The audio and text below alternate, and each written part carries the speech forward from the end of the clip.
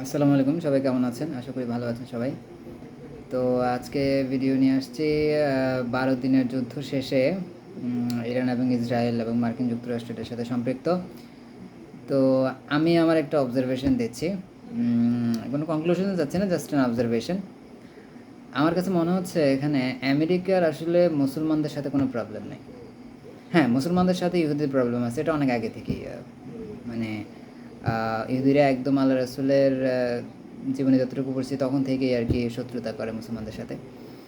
কিন্তু আমার কাছে মনে হচ্ছে কেন জানি এই জিনিসটা হচ্ছে আমেরিকা এখানে টাকার খেলা খেলতেছে। অর্থাৎ অস্ত্র বিক্রি এবং তার একটা লাই তৈরি করার জন্য। অর্থাৎ আমার কাছে কেন জানি মনে হতেছে তারা মানে আমেরিকার প্রশাসন ইসরায়েলের উপর আস্তে আস্তে ইনভেস্টমেন্টটা কমায় দিয়ে ইরানের উপর ইনভেস্টমেন্টটা করার চেষ্টা করবে। এখন এই জন্যই তারা ইরানকে কাছে টানার চেষ্টা করতেছে, কোনো ধরনের পাল্টা অ্যাটাকে যায় না ইরান আক্রমণের পরেও। এখন এটা নিয়েও অনেক কথাবার্তা আছে যে এটা আসলে আমেরিকা ইচ্ছা করে আগেই জানাইছে কিনা ইরানকে যে আমরা আক্রমণ করতে যাচ্ছি, সুতরাং তোমরা তোমাদের সমস্ত কাজকর্ম অন্য জায়গায় শিফট করো। তো সেটাও হতে পারে, কিন্তু আমার কাছে মনে হচ্ছে কেন জানি পুরাটাই হচ্ছে টাকার খেলা। এখন দেখেন, এখন যদি ইরানকে আমেরিকা বসে আনতে পারে, সেক্ষেত্রে ইসরায়েল আরও বেশি অস্ত্র চাইবে এবং অস্ত্র কেনার জন্য তারা আমেরিকার কাছেই যাবে। এবং একই ক্ষেত্রে যদি ইরান দেখে যে আমেরিকা তাদেরকে কিছুটা হলেও সাপোর্ট করতেছে, সেই হিসেবে তারা হয়তো বা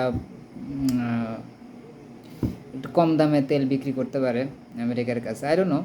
কিন্তু আমার কাছে মনে হচ্ছে পুরোটা টাকার খেলায়। আমেরিকার সাথে ইসলামের কোনো শত্রুতা নেই, তাদের মেইন কথা হচ্ছে হলো টাকা, আর হচ্ছে টাকা না হলে তেল। কোনো না কোনো কারণেই তারা এই জিনিসটা মধ্যপ্রাচ্যে করতেছে, মেইনলি তেল। আর ইসরায়েলের ব্যাপারটা হচ্ছে হলো টাকা। এখন ইসরায়েলকে তারা কন্ট্রোল করে, এটা আসলে ইসরায়েল নিজে কোনো দেশ না। আমার কাছে মনে হচ্ছে ইসরায়েল হচ্ছে একটা স্টেট, আমেরিকার একটা স্টেট। এখন ওয়ার্ল্ড পলিটিক্সে অনেক কিছুই ম্যাটার করে। এখন ইসরায়েল এটা বুঝতেছি না কিনা জানি না, কিন্তু ওদের শত্রুতা মুসলমানদের সাথে, এতে কোনো সন্দেহ নেই। কিন্তু ডোনাল্ড ট্রাম্প পুরাটাই হলো বিজনেস। কারণ এত বড় একটা ঘটনা, তাদের বেসে অ্যাটাক করেছে একটা দেশে, তারা চুপচাপ জিনিসটা মেনে নিছে। হ্যাঁ, এটা আবার উল্টোটা হতে পারে যে তারা হয়তো সঠিক সময়ের জন্য অপেক্ষা করতেছে ইরানকে ধরার জন্য, কিন্তু ইরানকে ধরবে না আমার মনে হচ্ছে। কারণ ইরান তো স্টুড আপ, আই মিন তারা তো আসলে মেরুদণ্ড শক্ত করে দাঁড়াইছে, আরবের অন্যান্য দেশরা তো পারে নাই। তো আমার অবজারভেশন এটাই, আমার কাছে মনে হচ্ছে যে যুদ্ধটা কিছুদিন পর পর একটু একটু করে হবে, আবার বন্ধ হবে, আবার হবে। এখানে আমেরিকা কিছুদিন চুপ থাকবে, আবার তারা ইন্টারফেয়ার করবে, আবার দুই পক্ষকেই বোঝানোর চেষ্টা করবে, এভাবেই চলতে থাকবে। অথবা আরও 20-30 বছর এভাবেই চলবে।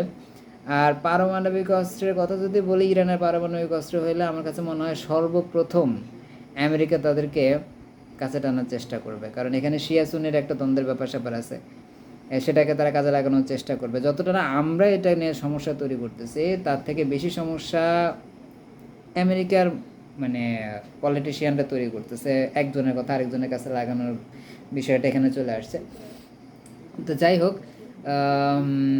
আমার অবজারভেশনটা হচ্ছে এটা যে আসলে এখানে আপনারা আমাকে ভুল বুঝেন না, কিন্তু আমি যতটুকু ওয়ার্ল্ড পলিটিক্স সম্পর্কে আমার যতটুকু আইডিয়া আছে, বইপত্র পড়াশোনা করে আমি যতটুকু বুঝছি, আমার কাছে মনে হইতেছে যে আমেরিকা আসলে এখানে টাকা কামানোর ধান্দা করতেছে। কারণ দেখেন না, যে বোমগুলা মারা হয়েছে পারমাণবিক কেন্দ্রে ইরানের, তো এগুলো কিন্তু অনেক এক্সপেন্সিভ।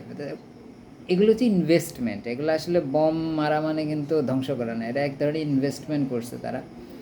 ইনভেস্টমেন্টে হয়তো ইসরায়েল ইরান দুই পক্ষ থেকেই লাভবান হওয়ার একটা সুযোগ তারা নিতে পারে আমেরিকা। কারণ আমেরিকা কিন্তু অর্থনৈতিক অবস্থা আগের মতো নাই, 2000 সালের আগে যেরকম ছিল। এখন কিন্তু অন্যান্য দেশ অনেকখানি আগে গেছে, আমাদের এশিয়া থেকে চীন আগে গেছে, ওই দিক দিয়ে অন্যান্য দেশও আগে গেছে। তো আমেরিকা চেষ্টা করতেছে তার অস্ত্র বিক্রিটা বাড়ানোর জন্য, এবং একই সাথে ক্ষমতা আসলে মানে দাদাগিরি ফলানোর জন্য আর কি, ক্ষমতা বাড়ানোর জন্য আর কি। দেখি ইসরায়েলের মাধ্যমে তিনি ক্ষমতা বাড়াচ্ছে, ইসরায়েল তার কথা শুনবেই। এখন ইরানকে যদি হাতের মুঠোয় আনতে পারে তাহলে কিন্তু হয়েছে। এখন মুসলমানদের যে কাজ, আমি সেটা মনে করি সেটা হচ্ছে শিয়া সুন্নি এগুলা নিয়ে পড়ে না থাকে ইরানকে আসলে দূরে সরিয়ে দেওয়া বোকামি হবে। যদি দূরে সরায় দেয় আর ইরান যদি কোনোভাবে আমেরিকার করতলে চলে আসে, ভয়ঙ্কর বিষয় হবে কিন্তু। যাই হোক, থ্যাংক ইউ আমার কথাগুলো শোনার জন্য। Good night.